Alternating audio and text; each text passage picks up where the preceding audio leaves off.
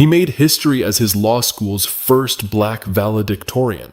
But it was at the dinner table, surrounded by wealth and subtle scorn, where his real speech was delivered. They didn't expect him to steal the room. Not the trustees sitting in the front row with stiff ties and fake smiles. Not the donors who barely glanced up from their programs. Not the professors who praised his work in private but rarely made eye contact in the halls.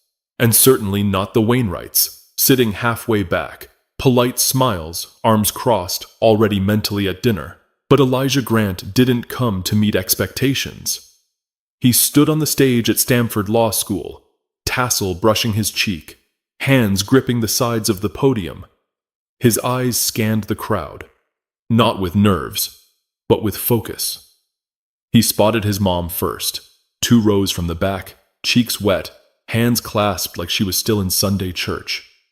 Then he began. No notes, no hesitation. 3 years ago, I walked into this building and couldn't find a single face that looked like mine in the faculty wing. The room quieted.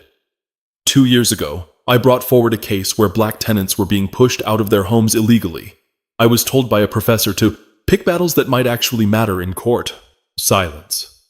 Heavier now. And last year, I applied for a clerkship with a federal judge who said I was impressive, but probably too assertive to fit in his chambers. Pause. I still got the position. Laughter broke the tension, sharp and knowing. Elijah smiled just a little. His voice was smooth, deliberate.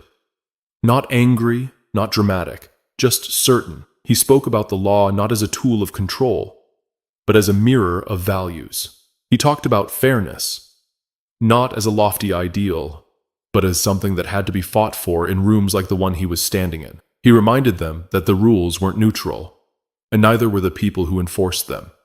He made them remember. When he ended, I didn't come here to belong. I came here to build something that will outlast all of us. The room rose, not all at once, but in waves. Some slow, some reluctant. But eventually, everyone stood. Even the trustees, even the Wainwrights. Elijah didn't look for their approval. He walked off the stage like he'd walked onto it. Quiet power in every step. Outside the auditorium, students were already pulling him in for hugs, faculty offering handshakes. His mom grabbed his face and just stared, like she wanted to memorize him. "You did that, Eli," she whispered. "You really did that." He smiled, but only for her. "We did." Off to the side, a hand slipped into his. Soft fingers, a quick squeeze. Emily Wainwright. Her dress was flawless, like everything she wore. Her smile was a little too rehearsed. "You were brilliant," she said. "You sure?" he asked, more playful than bitter. "Your dad didn't stand until the last second." She rolled her eyes. Ignore him. He's just awkward in public. Elijah didn't answer.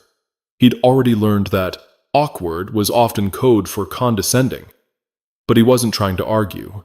Not tonight. "Anyway," she said, brushing her hair behind her ear. "Dad wants us to come to dinner. Just the family. They made a reservation at Blue Fox Tavern." Kind of a tradition. Elijah hesitated. "Is it a good idea?" he asked Elijah. "That's rare. Just come. One dinner." He exhaled slowly. Nodded. "All right." But inside, something tugged at him. Not fear, not quite suspicion. Just something quiet, tugging at the edge of the celebration. But he pushed that thought down, unaware that the real speech hadn't happened yet. And the real test was still ahead. Elijah had never been to Greenwich before. He'd passed through once during a law clinic internship, but he didn't stop. It wasn't the kind of place you stopped unless you had a reason, and tonight, he had one. Emily's family home sat on a hill, boxed in by trimmed hedges and floodlights that made the lawn look like a golf course after dark. The driveway curved in a perfect semicircle. A valet stood waiting, wearing white gloves. "This isn't dinner," Elijah said as he stepped out of the car. "This is a summit." Emily laughed lightly. "Stop," but she knew what he meant. She hadn't warned him about the valet or the fact that they'd be eating in a private dining room instead of the family kitchen. Maybe she didn't think it mattered. Or maybe she didn't want to admit what it meant. Inside, the house was colder than the air outside.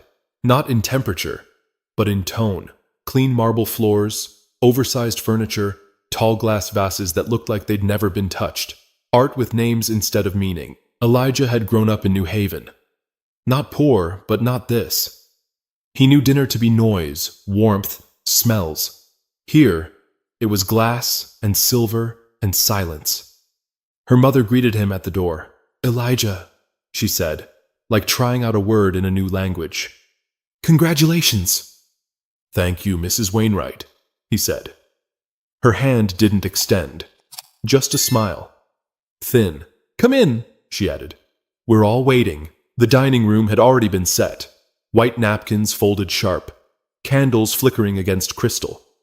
Her father sat at the head, flipping through a wine list. "Grant," he said without looking up.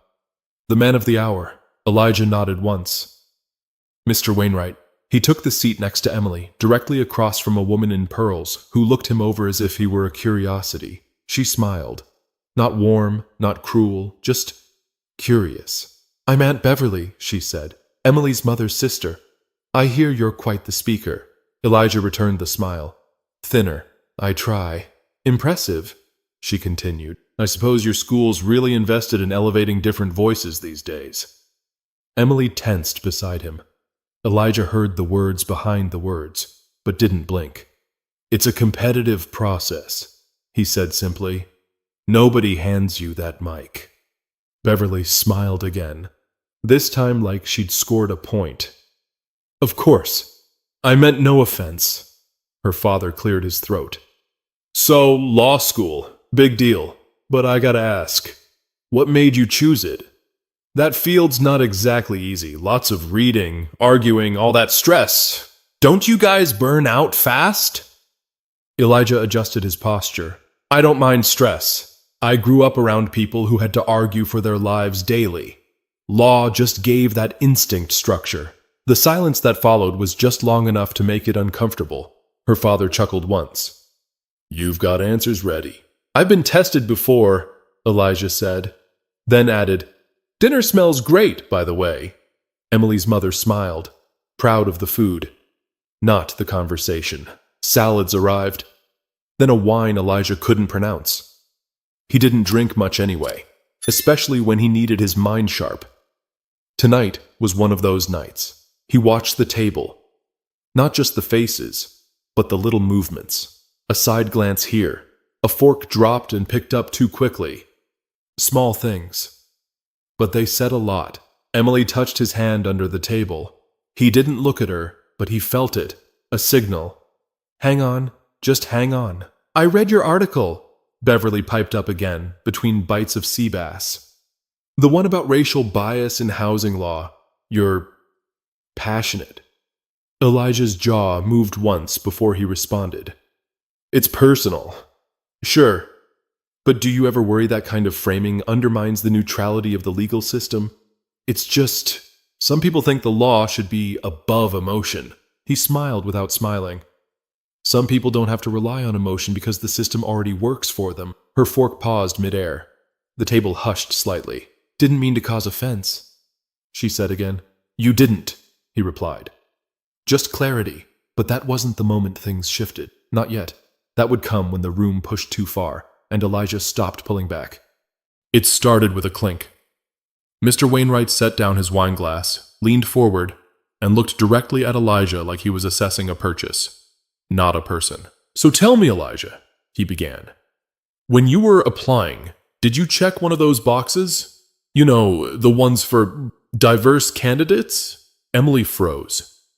Her fork stopped halfway to her mouth. Elijah didn't flinch. I filled out the same application as everyone else, sir." "Of course," Mr. Wainwright replied, lifting his hands. "Not saying you didn't earn it. But let's be honest. These days, schools are bending over backwards to make the numbers look a certain way. Not that it's your fault." Beverly let out a soft chuckle. "It's true. There's a lot of pressure to diversify. My friend's son got rejected from Yale Law. Perfect GPA, internship with a judge, fluent in Mandarin. Got beat out by someone with less traditional credentials." Elijah tilted his head. "Interesting how you know more about the person who got in than the one who didn't." "Excuse me?" she asked. Sounds like you're assuming your friend's son deserved the spot more, just because his resume looks like yours. Emily placed her napkin down gently. Dad, Bev, can we just enjoy dinner? Her mother was silent, still slicing into her fish like nothing had happened. Mr. Wainwright leaned back in his chair. Relax, Em. It's a conversation. Thought we were celebrating. I'm just trying to get to know the man you're so serious about. Elijah wiped his hands with the cloth napkin slowly. I think the question is whether you're trying to know me or trying to corner me. I'm being honest, Mr. Wainwright said. Can't fault me for wanting to understand where you're coming from. I appreciate honesty, Elijah said. I just prefer it without the condescension. Her uncle, a broad-shouldered man who hadn't said much yet, jumped in. Whoa, let's not make this bigger than it is. We're all just talking here. No, Elijah said, voice calm. You're not talking. You're testing. There's a difference. Beverly raised an eyebrow. Sensitive, aren't you? Sensitivity and awareness aren't the same thing, Elijah replied. And awareness has kept people like me alive in rooms like this. That line hit differently. Nobody responded right away. Even the waitstaff sensed something. They cleared plates a little faster, heads low, eyes careful. Emily leaned over slightly. I didn't know they'd come at you like this, she whispered. I know, he whispered back, but I did. The table shifted. Not physically, but emotionally. Elijah wasn't reacting. He was analyzing. And they didn't know what to do with someone who didn't fold under pressure or match them with anger. So, her father said again, trying a lighter tone, tell me, Elijah, what's the plan after graduation? Where do you want to end up? Elijah looked at him for a long second. D.C. clerkship, then civil rights litigation, probably public advocacy, but eventually federal bench. Beverly blinked. Federal judge? Ambitious. It has to be, he said. If I aim lower, someone will move the target again. Her mother spoke for the first time in 20 minutes. That's a cynical way to view the world. It's a realistic one, Elijah answered. Emily tapped her nail against her glass. A nervous habit.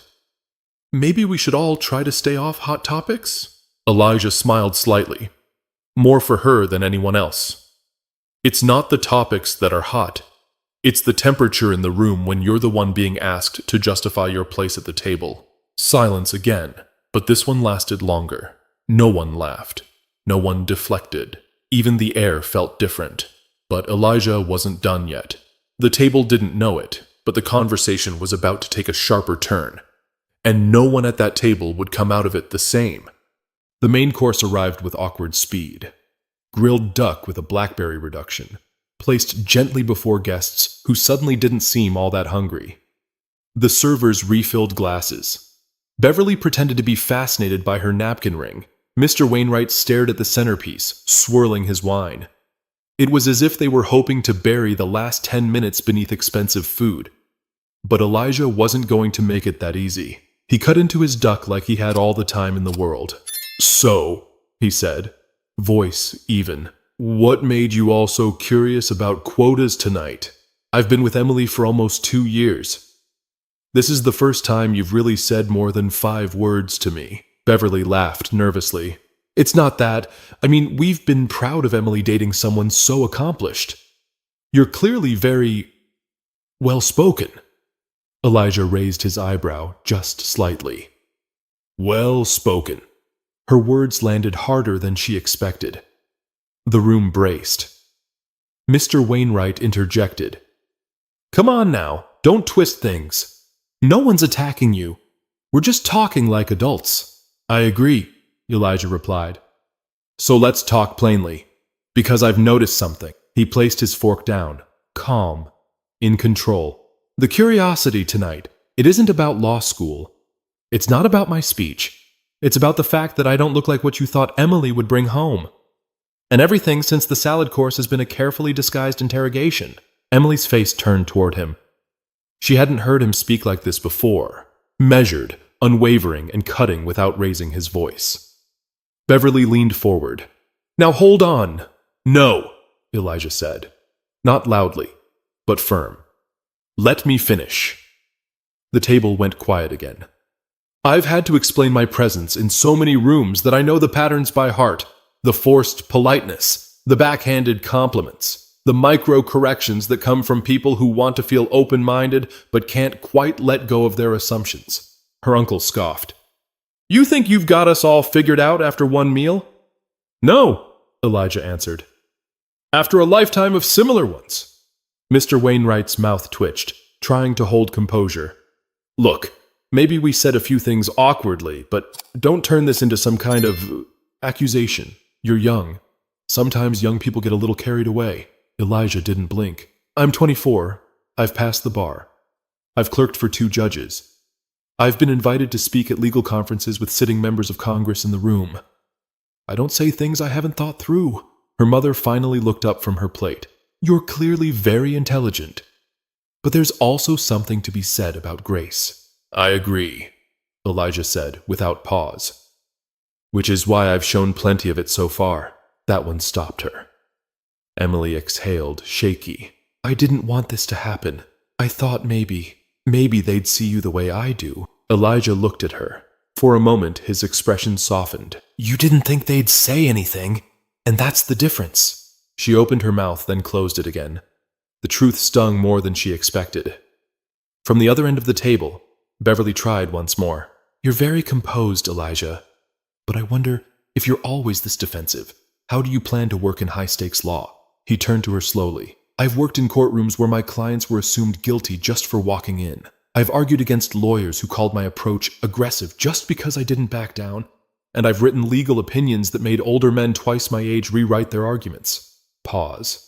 If you think this dinner is high stakes, you haven't seen anything. The room absorbed that line in full. A long silence followed. Even the duck didn't look appetizing anymore, but the silence wouldn't last much longer. The conversation was shifting from subtle discomfort to something raw, and soon, someone would cross a line that couldn't be walked back.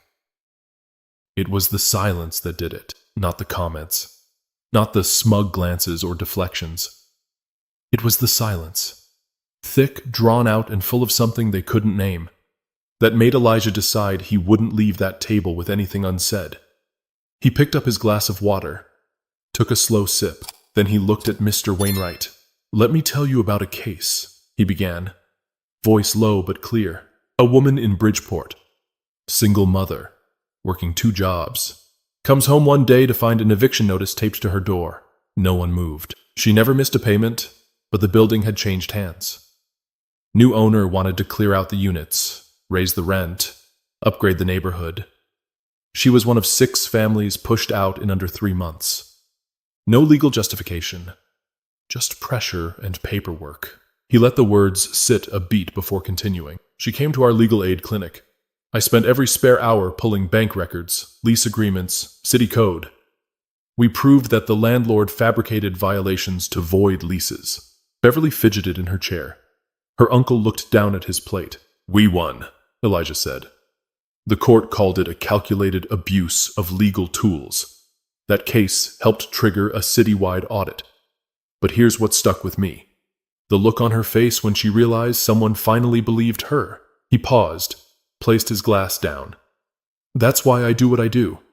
That's why I don't stay neutral. Because neutrality in the face of power is just quiet approval. Emily glanced around the table, waiting for someone to respond. Mr. Wainwright cleared his throat, trying to shift the tone. It's a good story. You clearly care. I respect that. I just think sometimes people like you get too personal. The law should stay clean. Objective. Elijah gave a short laugh. Not mocking, just tired. There's no such thing as clean law. There are just people pretending their version of the world is the only one worth writing down. That got her mother's attention. So, are you saying everyone at this table is, what, biased? He looked at her directly. I'm saying everyone at this table came in with assumptions. And I walked in knowing I'd have to prove more in one meal than most people do in a lifetime of dinners. Emily opened her mouth. Maybe we should... No, Elijah said gently. It's okay. Let me keep going. He turned to Beverly. You asked how I plan to survive high-stakes law if I'm always on guard? Easy. I've been on guard since I was old enough to be followed around a store. Since teachers marked me disruptive for asking too many questions. Since classmates asked if I got into college because I could run fast. Beverly's eyes narrowed. You're painting everyone with a pretty broad brush, don't you think? Elijah didn't blink. I'm holding a mirror. Whether you like the reflection is up to you. That line landed hard. You could almost hear the weight shift. The waiter arrived with dessert. Something with cream and shaved chocolate. But no one picked up a spoon. Even the sweetness looked out of place now.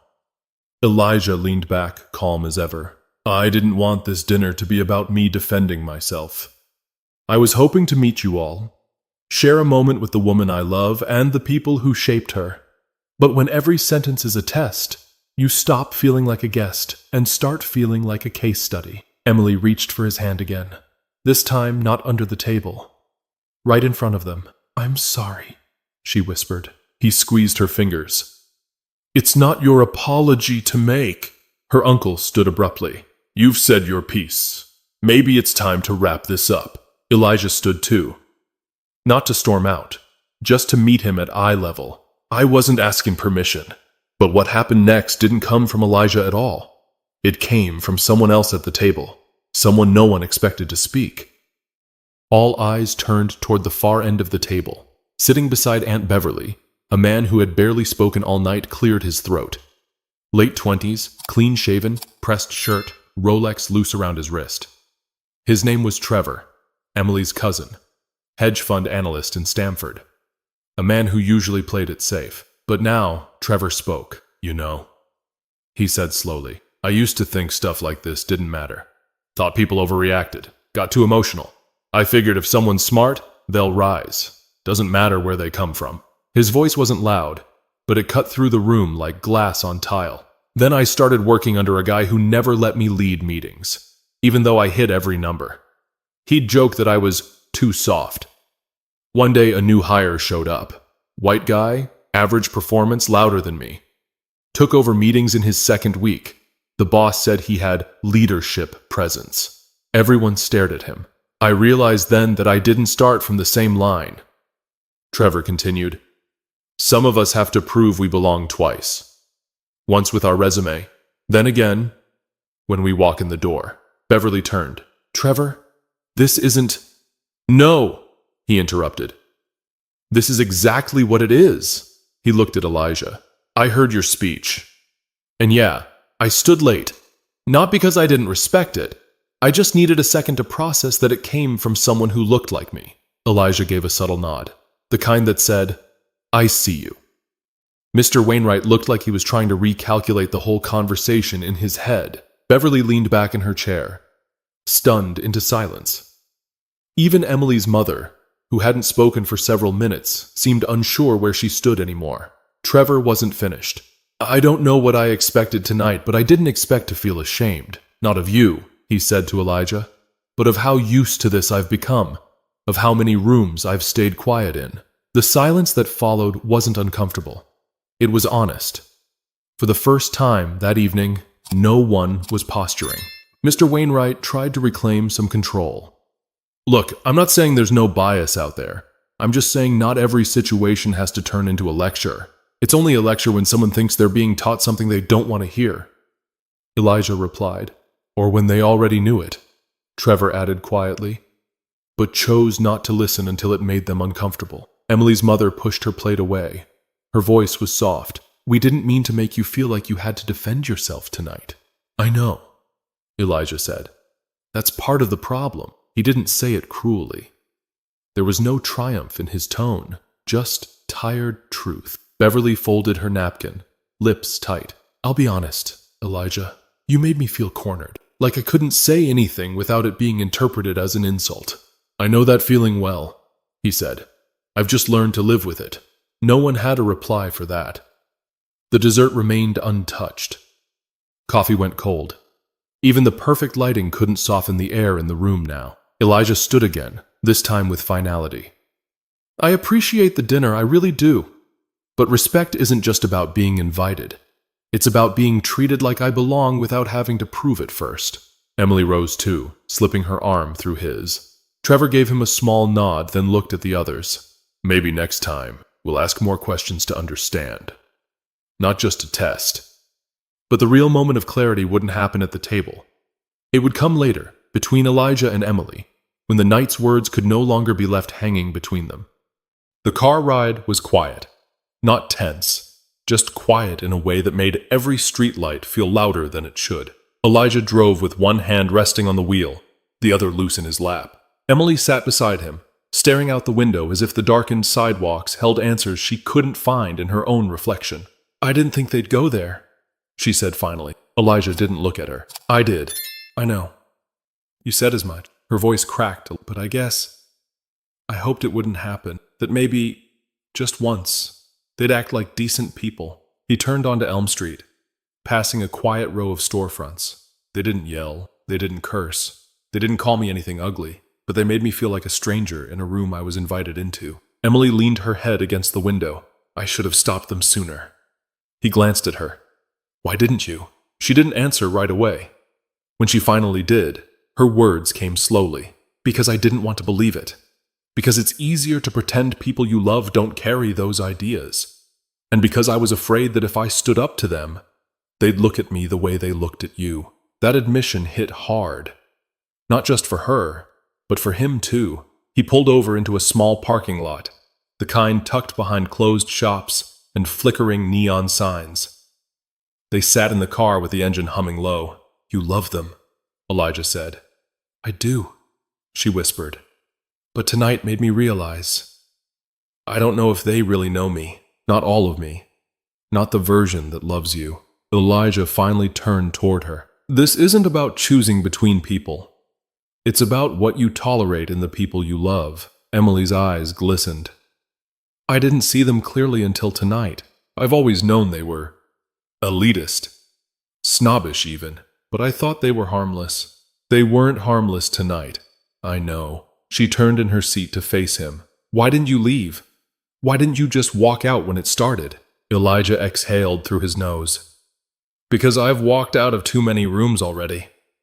I wanted to see what would happen if I stayed and told the truth." Emily nodded slowly. And I think maybe, for the first time, they listened. Even if they hated every second of it. He reached out, gently brushing her knuckles with his thumb. "What about you?" "I heard everything," she said, "and I hated how familiar some of it sounded in my own head. Things I've heard before and let slide. Things I've thought were harmless because they weren't aimed at me." She paused. "I don't want to be that person anymore." The car felt still, in a way that wasn't heavy, just honest. Elijah said, "There's still a lot to unpack, for both of us." "I know," she said, "but I'd rather start now than pretend it didn't happen." He gave a small smile. "That's the real reason I stayed, you know?" "What is?" "To see if you were going to pretend." She reached over and took his hand fully now, fingers wrapping tight. "I'm not." But even as they sat in that car, processing the wreckage of a night meant to celebrate, they didn't yet realize that the impact of that conversation would echo far beyond the dinner, and not everyone would walk away unchanged. The next morning, Elijah's phone buzzed twice before he decided to look. One new voicemail, unknown number. He didn't answer unknowns, but something told him this one wasn't spam. He hit play. "Hi, Elijah. This is Trevor. I just wanted to say thank you for yesterday. You said things I've swallowed for years, and it messed me up. In a good way. I've already had 2 conversations this morning that felt different, felt honest. I'm not sure what happens next, but yeah, I needed that." He ended the message with a quiet breath, like even leaving it had taken effort. Elijah put the phone down. He didn't smile, but something in his chest felt lighter. Later that afternoon, Emily texted, "Call when you're free. Mom wants to talk." He waited a few minutes before calling, not out of reluctance, but to prepare himself. When her mother answered, she didn't waste time. "Elijah," she said, voice surprisingly level. "I owe you an apology." He said nothing, letting her continue. "I didn't speak up last night. Not when I should have. And I let my silence send a message I didn't mean to send." Still, Elijah said nothing. I'm not calling to defend myself. Just to say, I heard you. And I'm sorry, he spoke at last. What did you hear? She hesitated, but not for long. That you didn't feel like a guest, that you felt on trial. And that's not how anyone should feel at our table. He nodded slowly. I appreciate you saying that. I don't know how to fix all of it, she admitted. But I want to start by owning my part. That's a start, he said, and meant it. They didn't talk long, and there was no grand closure. But it wasn't nothing. Later, Emily showed up at his apartment with takeout in one hand and a printed email in the other. This, she said, handing him the paper, is from Beverly. Elijah raised an eyebrow. She couldn't say it out loud, but she wrote it down. Small steps, right? He unfolded the email. It was short, not sentimental, but honest. Elijah, last night challenged me in a way I didn't expect. You were right. I didn't listen. I reacted. I'm going to do better. Not for approval, but because it's overdue. Beverly. He read it twice. Did you read it? He asked Emily. She nodded. She sent it to me too. Said she needed to sit with her discomfort before she could own it. That's something, he said. They ate on the couch, their bodies close but not tangled. No performance. Just rest. Do you regret going? Emily asked quietly between bites. No, Elijah said. I regret that it went exactly how I thought it might. But I don't regret staying. She leaned her head on his shoulder. Me neither. He put down his plate and let his hand find hers again.